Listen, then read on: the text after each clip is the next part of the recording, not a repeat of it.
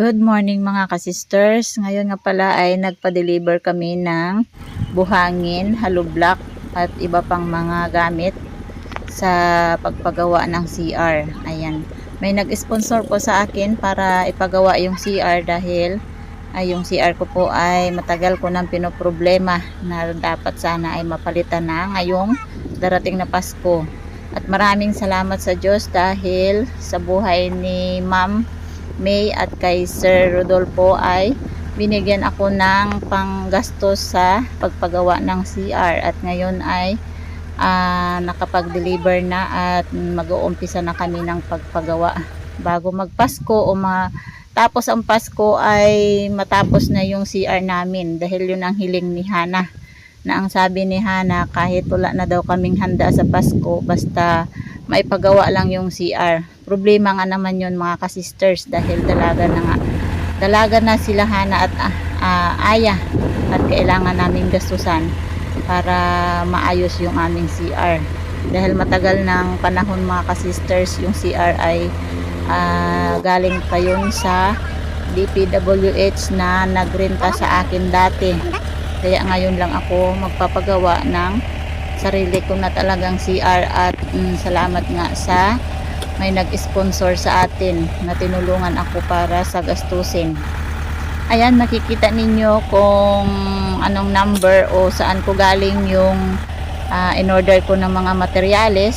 Sa gustong mag-order ay pwede naman at nakalagay dyan yung number nila. Ayan, shoutout na lang doon sa nag-deliver sa akin. Kahit matagal siyang dumating, at least dumating din. Dahil sa totoo lang mga kasisters, talagang inaapura ko na makapagpagawa ng CR dahil gusto ko nga bago lumipas ang 2025 ay may panibago kaming CR. So ayan, maraming salamat sa Diyos dahil tinugon niya yung aking iniisip or dinadalangin na sana maging bago na at maayos yung aming CR.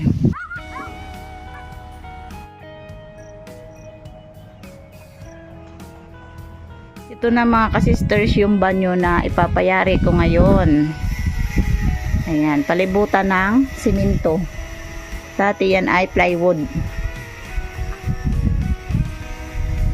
Ayan yung naging takip niyan, natanggal na. Plywood na ilang taon na. 2017 pa yung plywood na to. Ayan, kaya sira-sira na siya. Sira-sira na ang plywood kaya kailangan palitan na. Yan. Yung bubong ay hindi ko na muna palitan kasi medyo matibay pa. Yung hollow block nitong banyo ko mga kasisters ay nasa kalahati. Yan. Bale, papatungan na lang yan ng simento or hollow block hanggang sa bubong. Ayan. Bali yung basin niya doon na takipan ng drum para hindi siya mahulugan.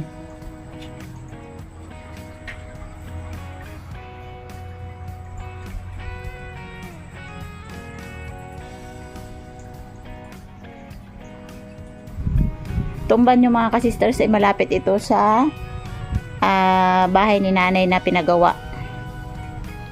Ayan, maraming salamat po sa kay Dr. May at sa kay Sir Rodolfo na siya ang nagpagawa ng banyo na to. Siya ang nag-provide ng aking gagastusin dito. Maraming salamat po sa inyo, ma'am at sir. God bless po.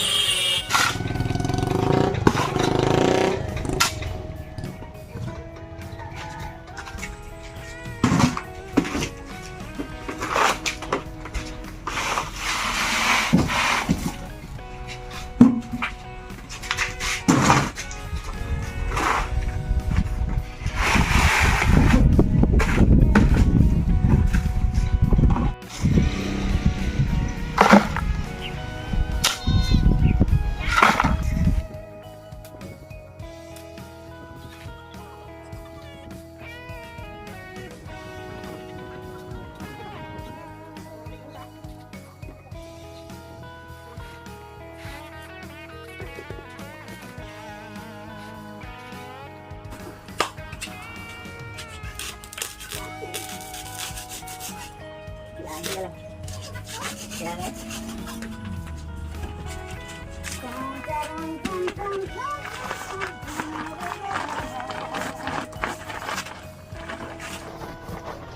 mga ka-sisters, this is Langka. Today ay luluto tayo ng langka na may paa ng baboy. Kibiil? Natutuwa kita sa tabi mo. Kaluto ng Kibiil, langka na may paa ng baboy. Ay, kapilan? Ano ba yan? Madami. Yung iyo dyan, mayroon dyan eh. Dapat naga mo na yun.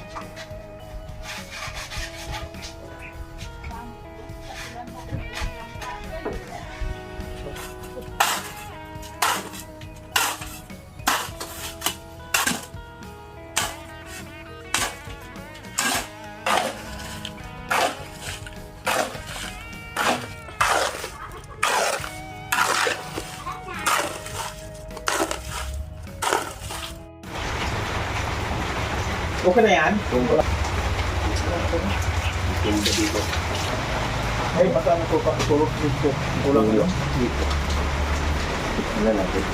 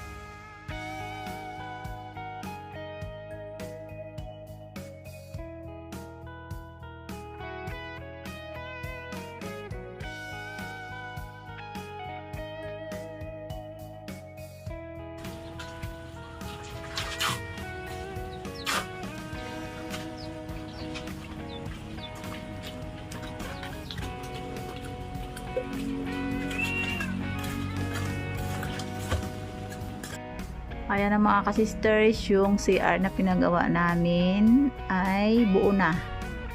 Ayan, ito yung pinto niya.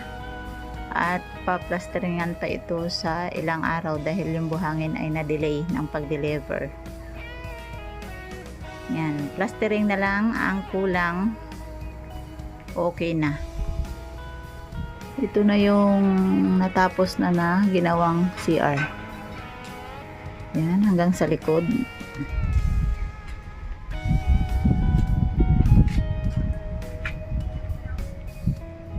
Ayan. Bali yung kahoy na yan na bali yung kahoy na yan na nakatayo ay kukunin naman yan. Para yung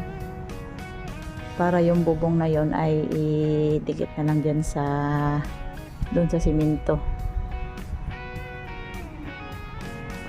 Okay, tapos na yung CR natin mga ka-sisters.